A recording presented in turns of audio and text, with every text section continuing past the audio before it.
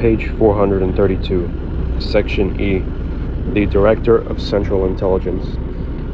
The 1947 National Security Act gave the DCI responsibility for, quote, coordinating intelligence activities of several government departments and agencies in the interest of national security, end quote. In addition, the DCI, as the President's principal foreign intelligence advisor, was given responsibility for coordinating and producing national intelligence for senior policymakers. However, the committee found that these DCI responsibilities have often conflicted with the particular interests and prerogatives of the other intelligence community departments and agencies. They have not given up control over their own intelligence operations, and in particular, the Department of Defense for National Intelligence have insisted that they must exercise direct control over peacetime intelligence activities to prepare for war. Thus, while the DCI was given responsibility under the 1947 Act for Intelligence Communities activities, he was not authorized to centrally coordinate or manage the overall operations of the community. Subsection 1, Coordinator of the Intelligence Community. The committee has found that the DCI in his coordinate role has been unable to ensure that waste and unnecessary duplication are avoided. Because the DCI only provides guidance for intelligence collection and production and does not establish requirements, he is not in a position to command the intelligence community to respond to the intelligence needs of national policymakers. Where the DCI has been able to define priorities, he has lacked authority to allocate intelligence resources, either among different systems of intelligence collection or among intelligence collection, analysis, and finished intelligence production.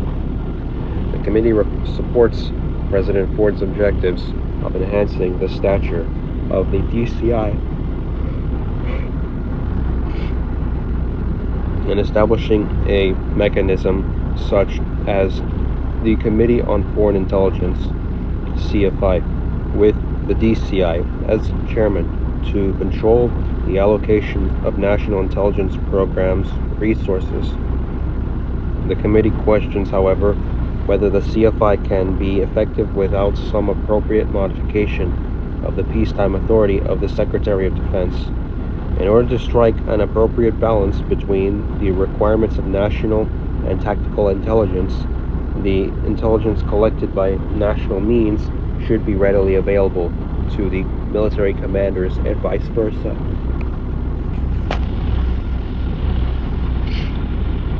And the Secretary of Defense and the military services should retain direct control over the operations of tactical military intelligence. Nonetheless, the DCI needs the right to review tactical military intelligence operations in order to make budget choices between tactical and national intelligence activities. Moreover, to carry out his coordinating role, the DCI needs to retain control over major technical intelligence collection systems, which service both tactical and national intelligence requirements. Subsection 2, Producer of National Intelligence. In the area of providing finished intelligence, the committee discovered that the DCI, in his role as intelligence advisor, has faced obstacles in ensuring that his national intelligence judgments are objective and independent of department and agency biases. The committee, end of page 432, beginning page 433, has been particularly concerned with pressures from both the White House and the Defense Department on the DCI to alter his intelligence judgments.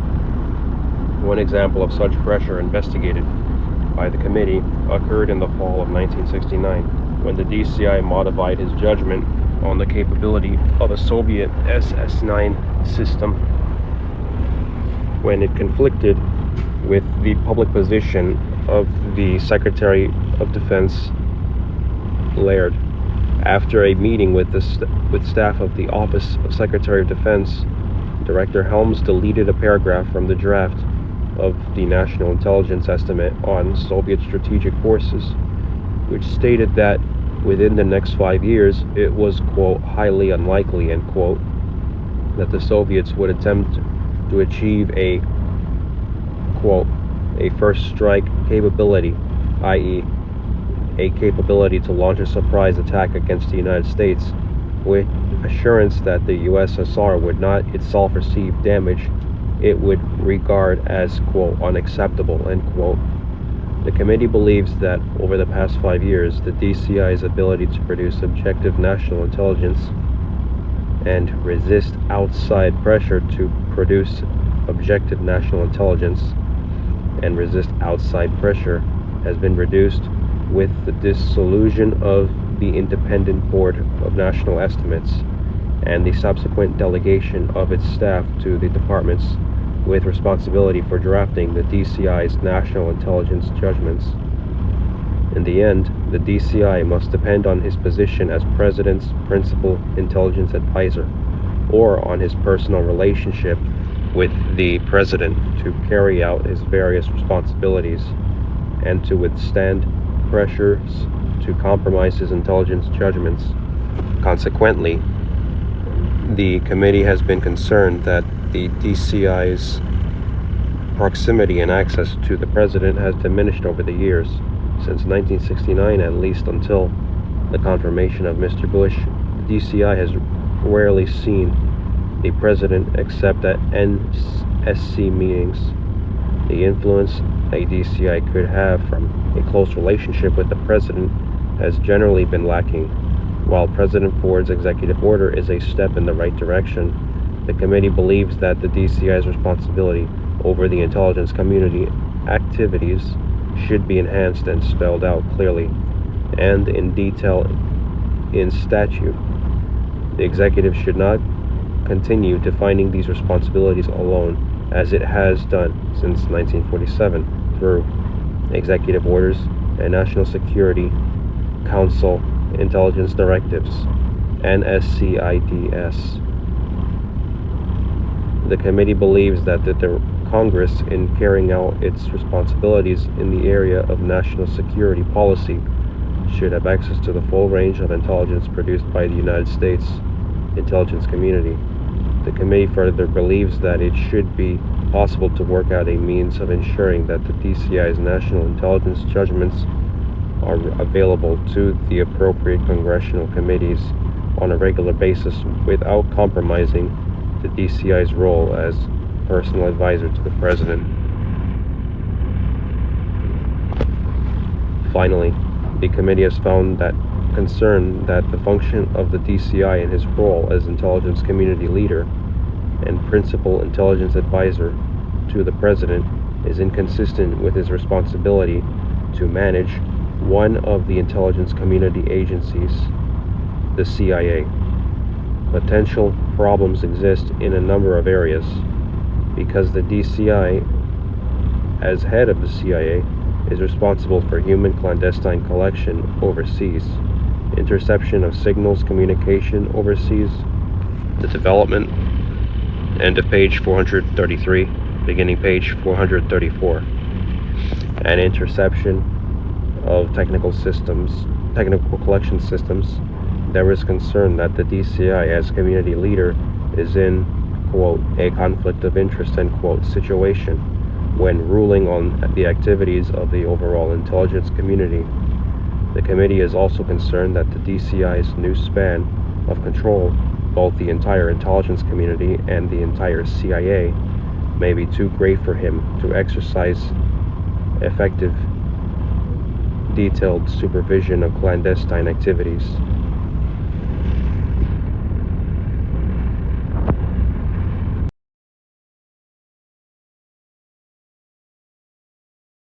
Recommendations.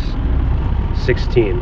By statute, the DCI should be established as the President's principal foreign intelligence advisor, with exclusive responsibility for producing national intelligence for the President and the Congress. For this purpose, the DCI should be empowered to establish a staff directly responsible to him to help prepare his national intelligence judgments and to coordinate the views of the other members of the intelligence community. The committee recommends that the director establish a board to include senior outside advisors to review intelligence products as necessary, thus helping to insulate the DCI from pressures to alter or modify his national intelligence judgments. To advise and assist the DCI in producing national intelligence, the DCI would also be empowered to draw on other elements of the intelligence community. 17. By statute, the DCI should be given responsibility and authority for establishing national intelligence requirements, preparing the national intelligence budget, and providing guidance for the United States National Intelligence Program operations. In this capacity, he should be designated as chairman of the appropriate NSC committee, such as the CFI, and should have the following powers and responsibilities. A. The DCI should establish national intelligence requirements for the entire intelligence community. He should be empowered to draw on intelligence community representatives and others whom he may designate to assist him in establishing national intelligence requirements and determining the success of the various agencies in fulfilling them. The DCI should provide general guidelines to the various intelligence agency directors for the management of intelligence operations. B. The DCI should have responsibility for preparing the National Intelligence Program budget for presentation to the President and the Congress. Footnote 9. Pausing the reading to read footnote 9. In brackets, the DCI in brackets shall ensure the development and submission of a budget for the National Foreign Intelligence Program to the CFI. Executive Order 11905, Section 3D3. Resuming the reading. The definition of what it is to be included within that National Intelligence Program should be established by Congress in consultation with the Executive.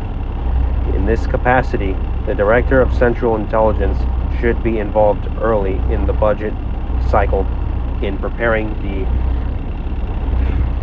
budgets of the respective intelligence community agents. The Director should have specific responsibility for choosing among the programs of the different collection and production agencies and departments to ensure against waste and unnecessary duplication. The DCI should also have responsibility for issuing fiscal guidance for the allocation of all national intelligence resources. The authority of the end of page 434, beginning page 435.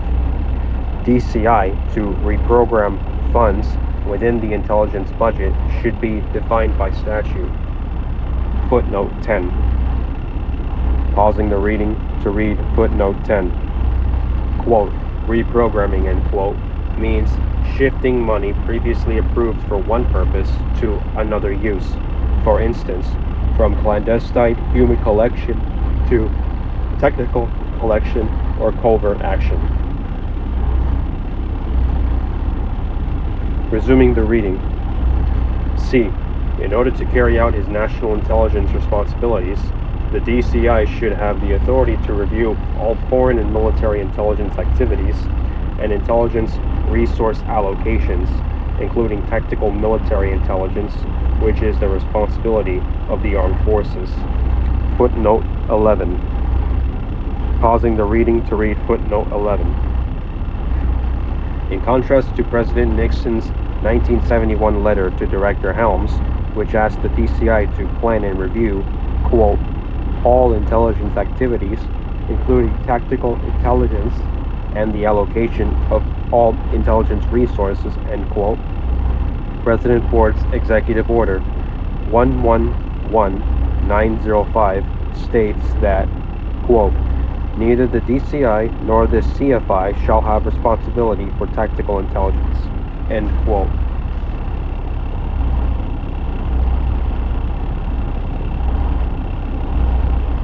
Resuming the reading. E.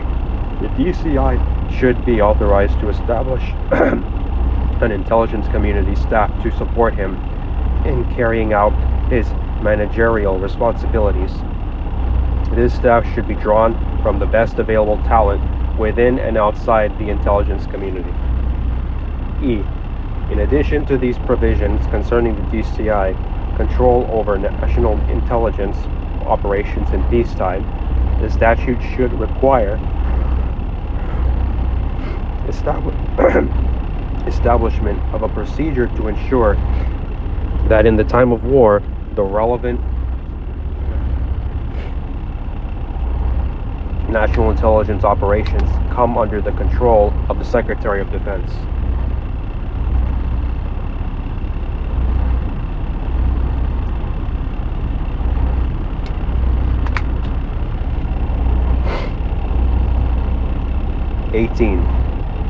By statute, the position of Deputy Director of Central Intelligence for the intelligence community should be established as recommended in Executive Order 11905. This Deputy Director should be subject to Senate confirmation and would assume the DCI's intelligence community functions in the DCI's absence. Current provisions regarding the statutes of the DCI and his single deputy should be extended to cover the DCI and both deputies. Civilian control of the nation's intelligence is important. Only one of the three could be a career military officer, active or retired. Excuse me, let me reread part of this again. Current provisions regarding the status of the DCI and his single deputy should be extended to cover the DCI and both deputies. Civilian control of the nation's intelligence is important. Only one of the three could be a career military officer, active or retired.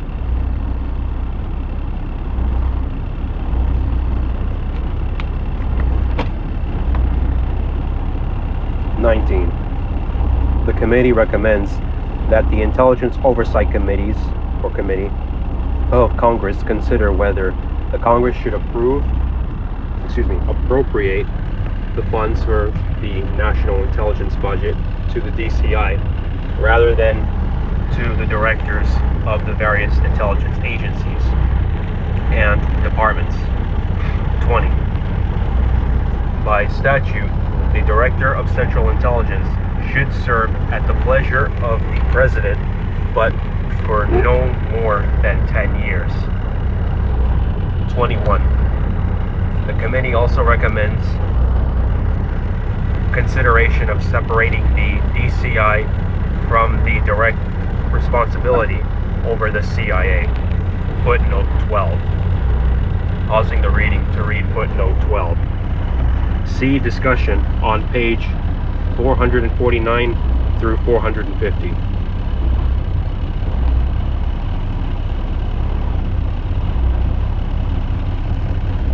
Section F. The Central Intelligence Agency. Subsection 1. The Charter for Intelligence Activities, Espionage, Counterintelligence, and Covert Action. The committee finds that the CIA's present charter, embodied in the National Security Act of 1947, the CIA Act of 1949, and the 1947 Hughes-Ryan amendments to the Foreign Assistance Act, is inadequate in a number of respects. End of page 435, beginning page 436. While the legislative history of the 1947 Act makes clear that the CIA's mandate would be limited to, quote, foreign intelligence, end quote, the Act itself does not specify.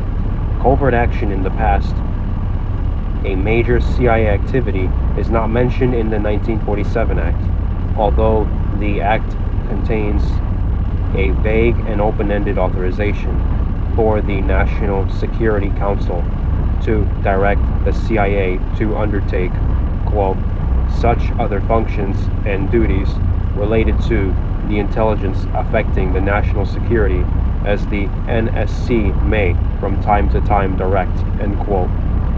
Footnote 13. No explicit authority, even to collect intelligence, is provided by the agency. Pausing the reading to read footnote 13. Appendix B Hearings, Volume 7, page 210.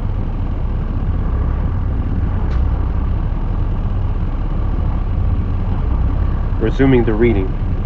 The restrictions on domestic activities in the 1947 Act were not clearly defined, nor was the potential conflict between these limits and the Director's authority to protect, quote, sources and methods, unquote, of intelligence gathering resolved. Neither did the 1947 Act set forth the agency's role in conducting counterintelligence and in collecting foreign intelligence. The Congress's confusing and ill-defined charge to the agency in these areas resulted in conflicts of jurisdiction with other government agencies. The lack of legislative specificity also opened the way to domestic activities such as Operation Chaos, footnote 14, which clearly went beyond Congress's intent in enacting and amending the National Security Act. Pausing the reading to read footnote 14. See the committee's detailed report on Project Chaos. Resuming the reading. In sum, the committee finds that a clear statutory basis is needed for the agency's conduct abroad of covert action, espionage, counterintelligence, and foreign intelligence collection, and for such counter-espionage operations within the United States as the agency may have to undertake as a result of the activities abroad. Footnote 15.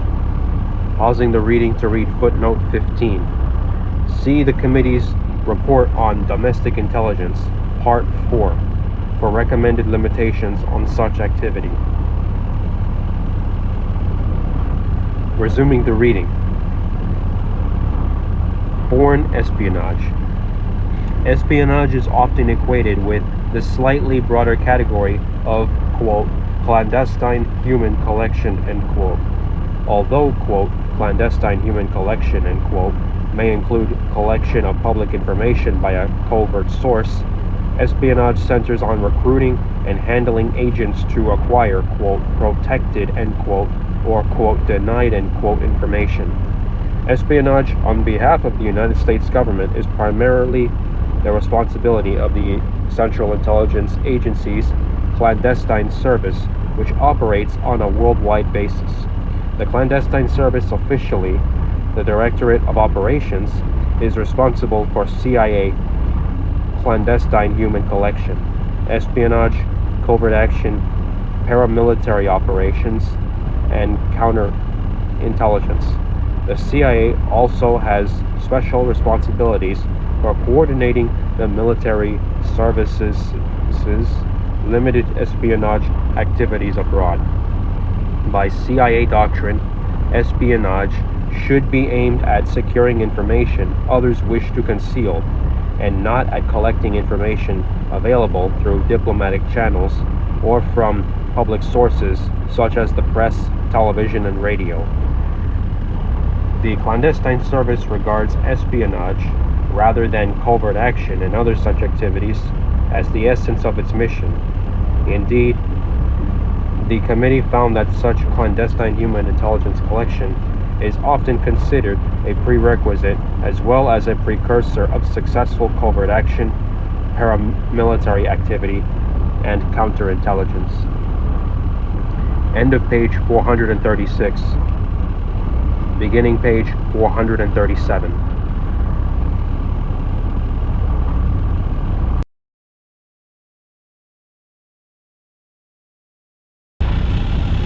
Espionage targets vary, covering political, military, and economic information. Where we perceive a national interest, espionage involves a variety of techniques, ranging from technical surveillance, break-ins, and theft, to human reporting by controlled agents, paid and unpaid, of protected information. It is generally illegal in the countries against which it is aimed, but its widespread practice by nation states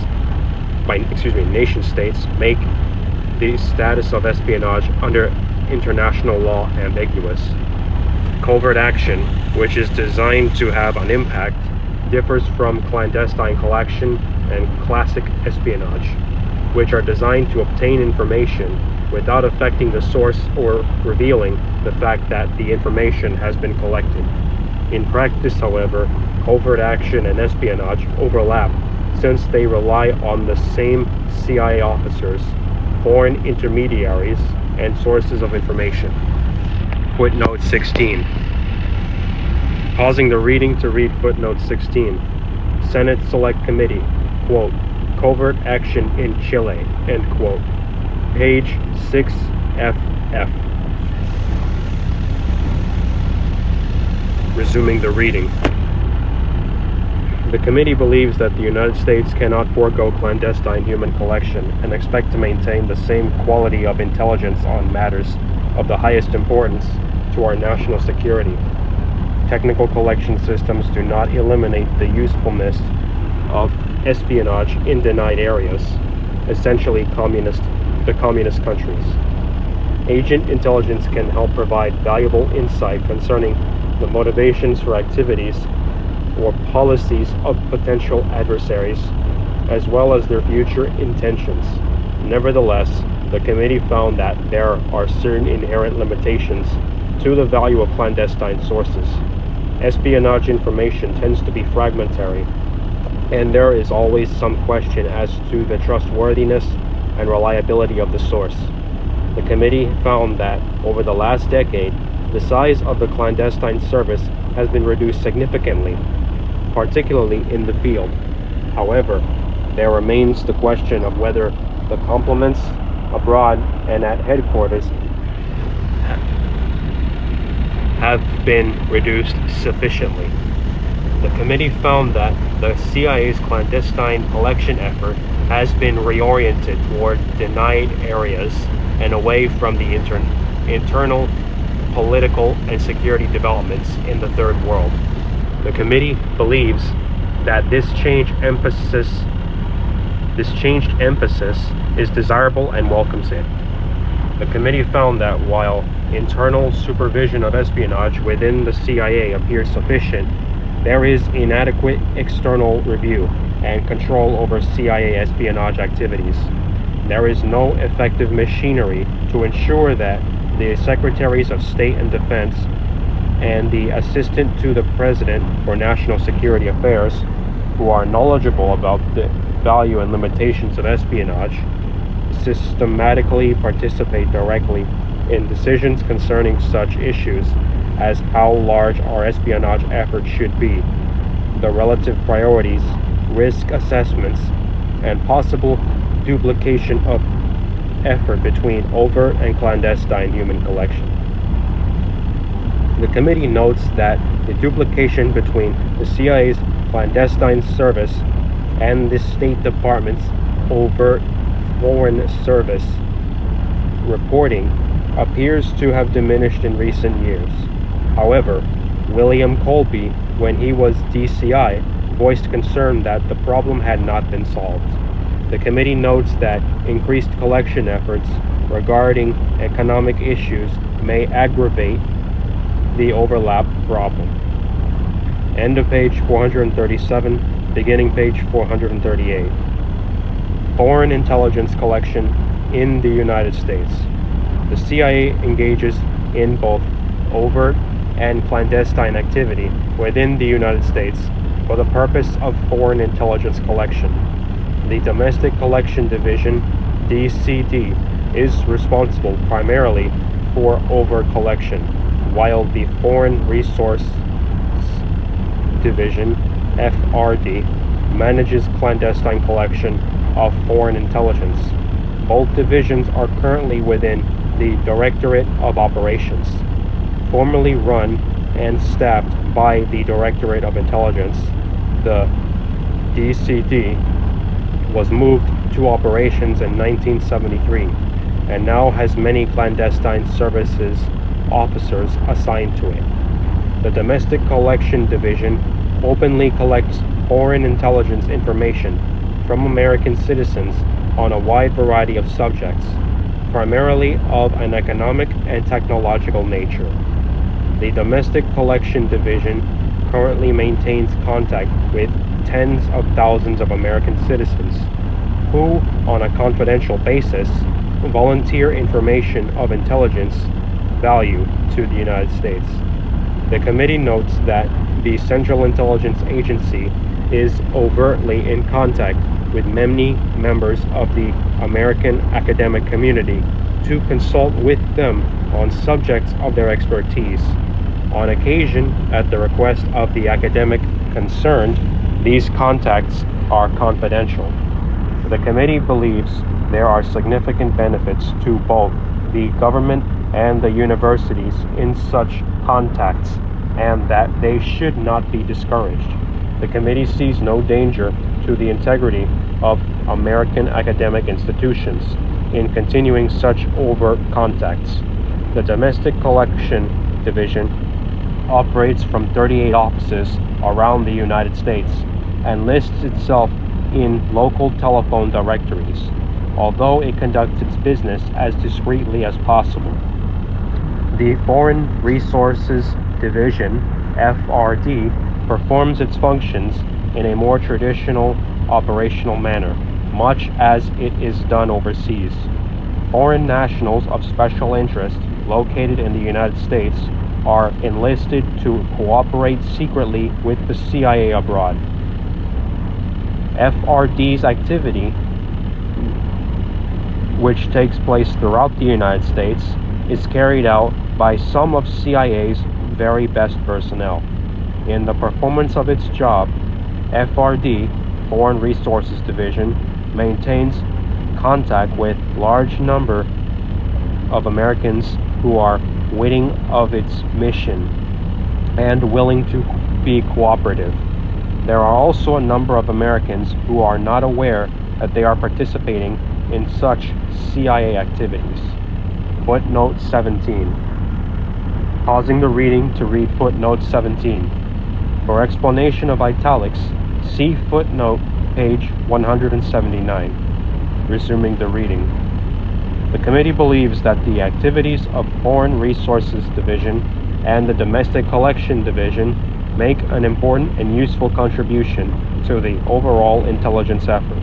However, there are significant problems. The committee found that the Domestic Collection Division, subsidiary to its overt role, supports the clandestine components of the CIA. It provides such services as resettling defectors and, by drawing on DCD's extensive contacts in the United States, reports leads regarding foreign nationals who could prove useful abroad, or U.S. firms whose offices abroad could help the CIA.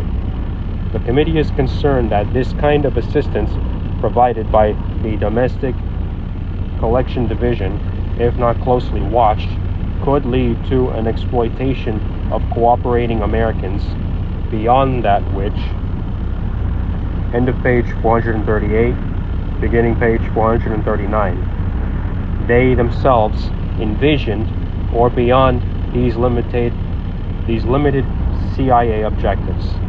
Footnote 18. Pausing the reading to read footnote 18. Ibid. Resuming the reading.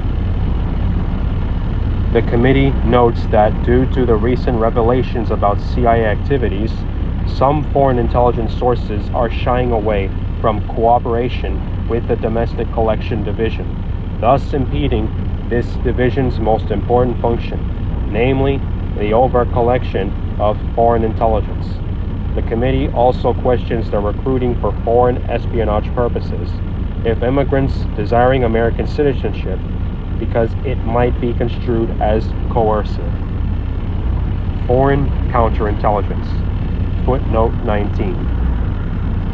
Pausing the reading to read footnote 19. See also the Select Committee report on chaos and the counterintelligence recommendations in the committee's report on domestic intelligence activities and the rights of Americans, Part 4.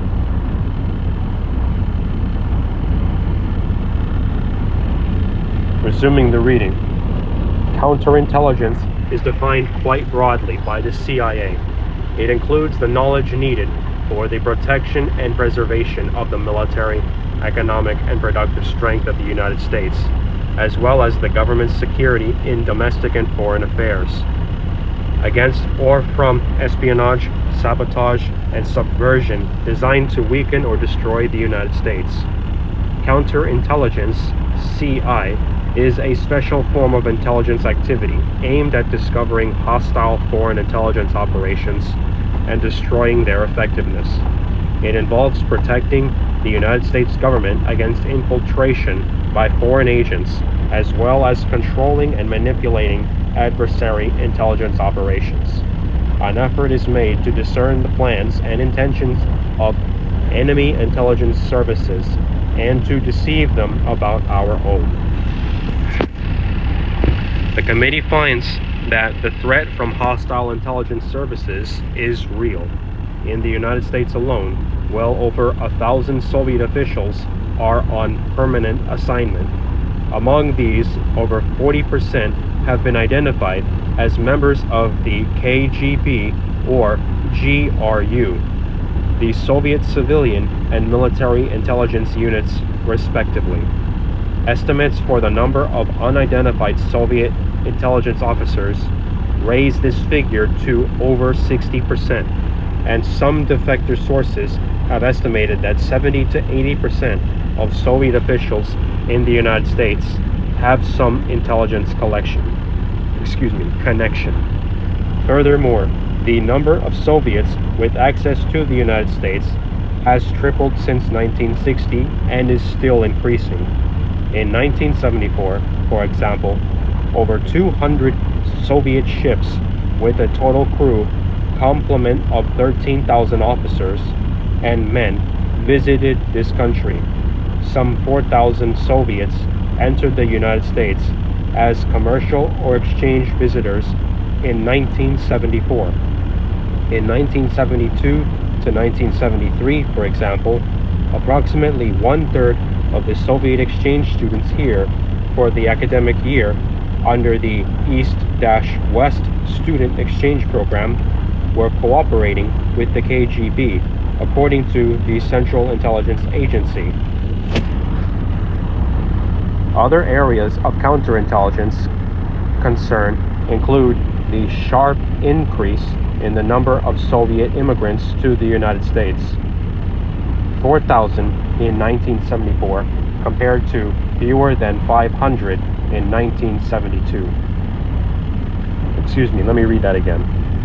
4,000 in 1974 compared to fewer than 500 in 1972.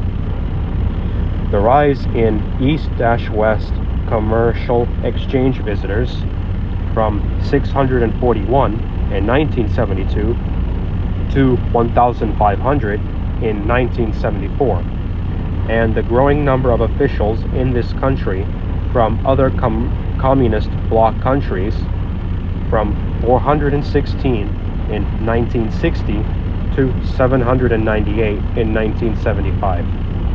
Both the FBI and the CIA are engaged in counterintelligence work. The CIA operates primarily abroad. Within the United States, the end of page 439, beginning page 440. Counterintelligence mission is conducted by the FBI, except when the CIA, in consultation with the FBI, continues activities begun abroad.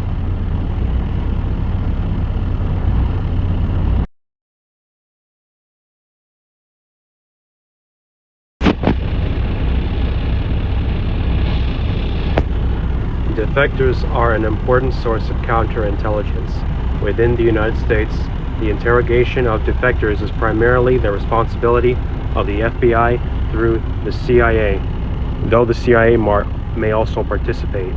Sometimes, however, bona fides of a defector are disputed between the CIA and the FBI, and there is no established interagency mechanism for settling such disputes, which may last for years. An incident in which a defector was held in a so-called, quote, incommunicado interrogation, end quote, for 2 years was in part a result of the lack of such a mechanism. Footnote 20. Pausing the reading to read footnote 20. Recommendation 14 is based in part on these findings.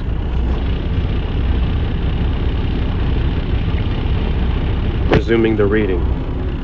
Liaison among the various U.S. government counterintelligence units at home is particularly important because counterintelligence, with all its intricacies and deceptions, requires coordination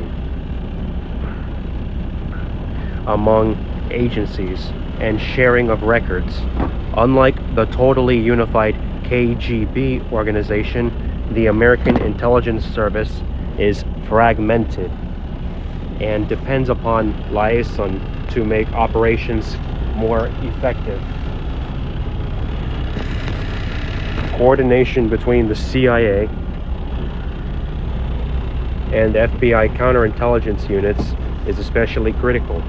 The history of CIA-FBI liaison has been turbulent, though a strong undercurrent of cooperation has existed at the staff level since 1952, when the Bureau began sending a liaison person to the CIA on a regular basis. The sources of friction between the CIA and FBI in the early days revolved around such matters as the frequent unwillingness of the Bureau to collect positive intelligence for the CIA within the United States or to help recruit foreign officials in this country.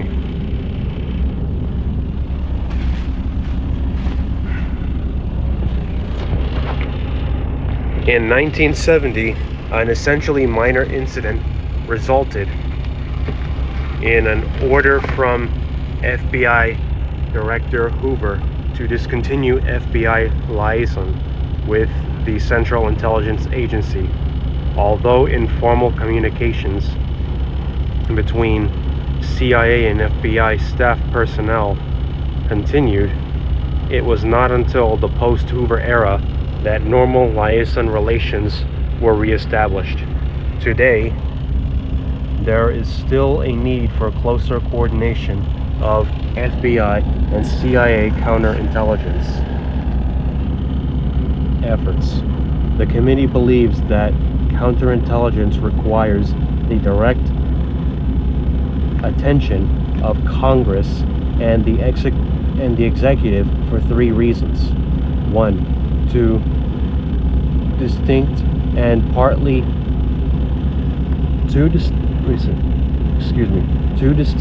partly incompatible approaches to counterintelligence have emerged and demand reconciliation. 2, recent evidence suggests that FBI counterespionage results have been less than satisfactory. And 3, counterintelligence has infringed on the rights and liberties of Americans. Disagreements over the approach to counterintelligence affects all aspects of this activity. Compartmentation, method of operation, security, research priorities, deception, and liaison. The committee found that there has been no high-level executive branch review of the classified issues surfaced in this important disagreement. The committee also found that there is no system of clearance outside the CIA or FBI for sensitive counter-espionage operations. End of page 440, beginning page 441. Despite the difficulty of distinguishing some of these operations from covert action, on the FBI contribution to counterintelligence, testimony before the committee reveals that the Bureau has given insufficient priority to discovering and controlling foreign agents within the United States. Insufficient manpower in the counterintelligence field, especially highly trained analysts, appears to be part of the problem. Recommendations. 22. By statute, a charter should be established for the Central Intelligence Agency, which makes clear that its activities must be related to foreign intelligence. The agency should be given the following missions: the collection of denied or protected foreign intelligence information, footnote 23, the conduct of foreign counterintelligence, footnote 24, the conduct of foreign covert action operations, the production of finished national intelligence. Pausing the reading to read the footnotes. Footnote 23. This would not preclude the NSC from assigning appropriate overt collection functions to the CIA. Footnote 24. The CIA would be excluded from any law enforcement or criminal investigation activities.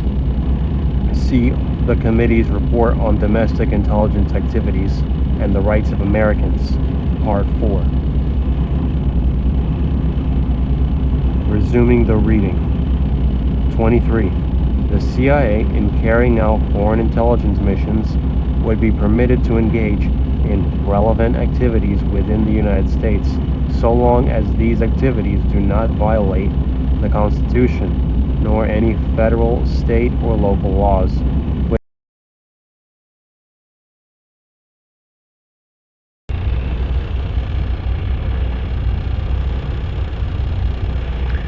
Or local laws within the United States.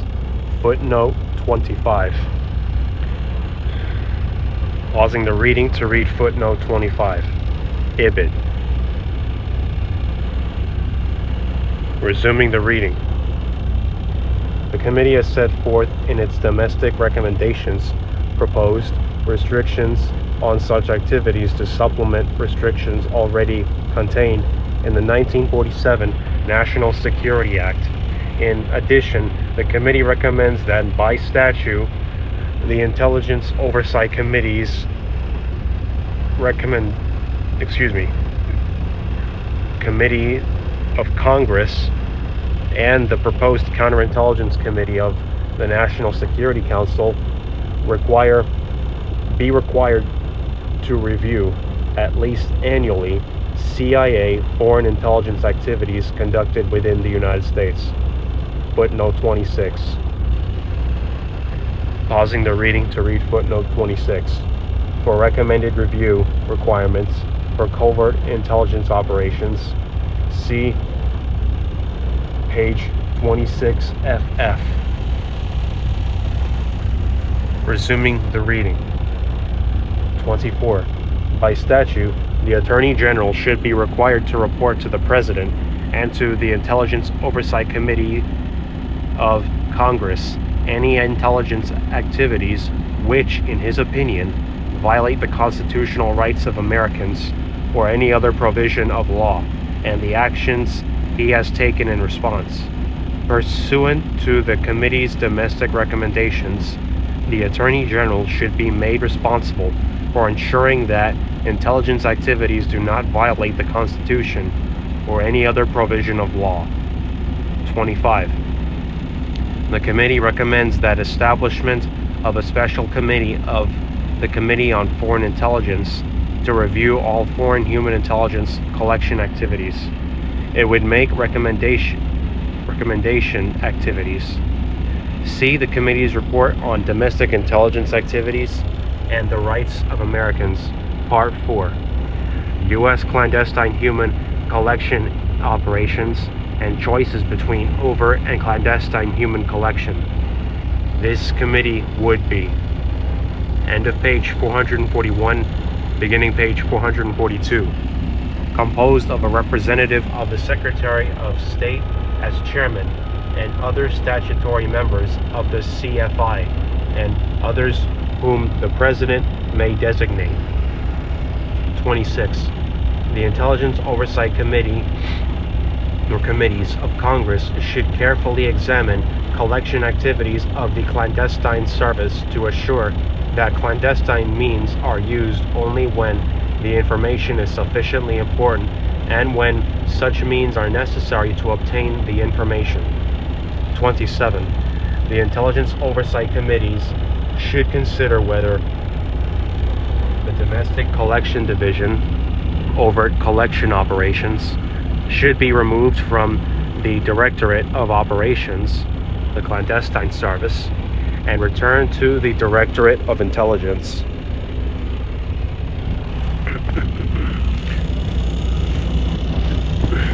The CIA's regulations should require that the DCD's overt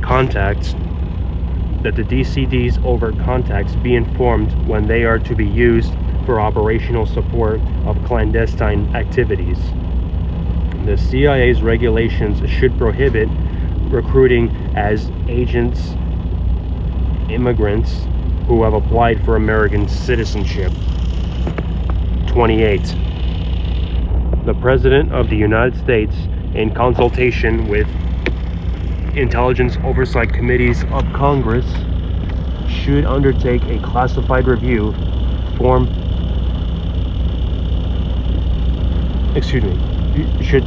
should undertake a classified review of current issues regarding counterintelligence. This review should form the basis for a classified presidential statement on national counterintelligence policy and objectives, and should closely examine the following issues: compartmentation, operations, security, research, accountability, training, internal review, deception, liaison and coordination, and manpower. 2. Subsection 2. CIA production of finished intelligence. Intelligence production refers to the process, coordination, collation, evaluation, analysis, research, and writing by which, quote, raw, end quote, intelligence is transformed into, quote, finished, end quote, intelligence for senior policymakers. The finished intelligence product includes a daily report and summaries, as well as longer analytical studies and monographs on particular topics of policy interest. In the CIA, finished intelligence is produced by the Directorate of Intelligence and the Directorate of Science and Technology. Certain problems and issues in the area of CIA production have come to the committee's attention.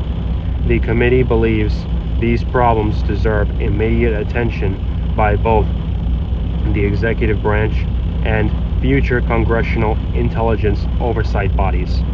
These problems bear directly on the resources allocated to the production of finished intelligence, the personnel system, and the organizational structure of intelligence production. The committee recognizes that it is not the primary purpose of intelligence to predict every world event. Rather, the principal function of intelligence is to anticipate major foreign developments and changes in policies which bear on United States interests. Intelligence should also provide a deeper understanding of the behavior, processes, and long-term trends which may underlie sudden military and political developments. End of page 442, beginning page 443.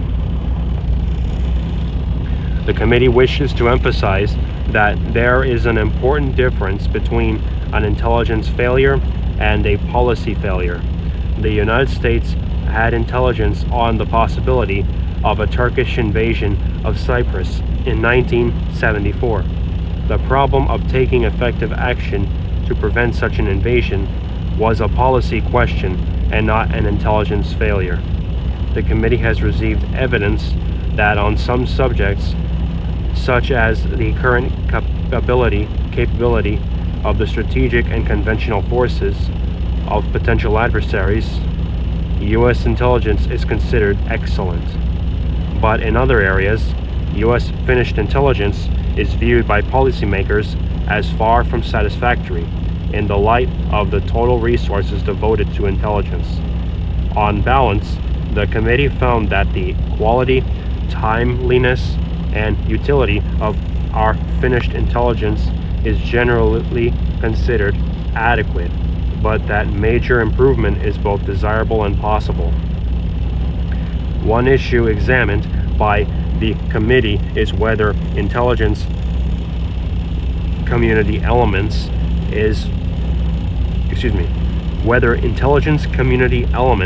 responsible for producing finished intelligence receive adequate attention and support. Production is, in the words of one observer, quote, the stepchild of the intelligence community, end quote. Since finished intelligence is a principal purpose of all United States intelligence activities, the committee finds that this neglect of finished intelligence is unacceptable for the future. Intelligence resources are overwhelmingly devoted to intelligence collection. The system is inundated with raw intelligence.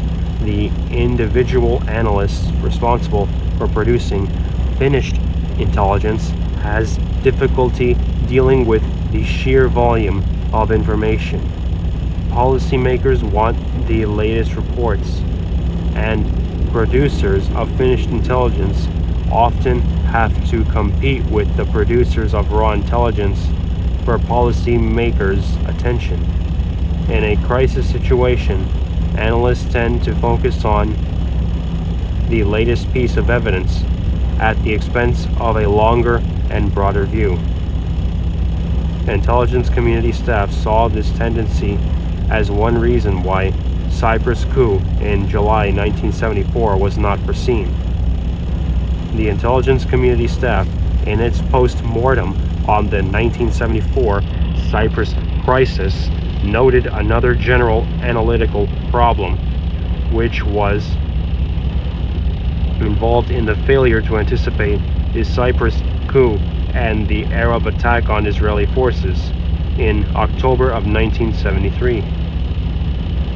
Quote, the perhaps subconscious conviction and hope that ultimately reason and rationality will prevail, that apparently irrational moves, the Arab attack, the Greek-sponsored coup, will not be made by essentially rational men, end quote. An additional area of the committee's concern is that analysts are often not informed in a timely way of national policies and programs which affect their analyses and estimates. In its examination of cases involving Cambodia and Chile in the 1970s, the committee encountered evidence that the analysts were so deprived. Another issue uncovered by the committee is whether the highest quality personnel are recruited into the CIA analytical staff. Among the problems raised, analysts tend to be hired early in their careers and stay in the agency throughout their careers. The nature of their work tends to insulate them from other useful experiences. The analyst career pattern rewards most analysts by promoting them to supervisory positions, thereby reducing the time available to utilize their analytical skills. End of page 443. beginning page 444. Some analysts complain that there are too many steps in the process for reviewing finished intelligence. Too much bureaucratic, quote, layering, end quote, in the analytical components. With each successful level of review, the analysis and commentary tend to become increasingly derivative. There has been little lateral entry of established analysts and intelligence experts into CIA ranks to leaven